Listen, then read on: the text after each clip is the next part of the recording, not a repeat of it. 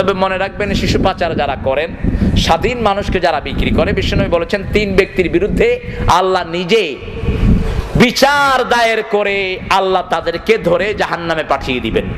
তাদের বাদী হবে স্বয়ং কে? জোরে বলেন। প্রথম হলো যারা স্বাধীন মানুষকে বিক্রি করে দেয়। 2 নম্বর হলো আল্লাহর নামে কসম কেড়ে যারা সেই কসম পূরণ। 3 নম্বর হলো শ্রমিকের পয়সা যারা মেরে খায়। এরা আল্লাহর আদালতে পড়বে, আল্লাহ নিজে বাদী হয়ে এদেরকে জাহান্নামে পাঠায়া দিবেন। আল্লাহ আমাদেরকে মাফ করে দেন। এজন্য শিশু ধরা যদি আশেপাশে পান, ধরে বিচার আপনি এক পালা করে ফেলবেন, নিজে এক পালা করে ফেলবেন, হাত পা চিরতরে ভেঙে দেন, যাতে ওই হাত পা দিয়ে আর কাউকে চুরি করতে না পারে। আমার দেশের থেকে শিশু পাচার হয় ভারতে। সারা পৃথিবীর সবচেয়ে বড় কিডনি সাপ্লায়ার হলো ভারত, সবচেয়ে বড় ব্লাড ব্যাংক আছে ভারতে, সবচেয়ে বড় লিভার গুলো পাওয়া যায় সেখানে। এগুলো যায় কোত্থেকে?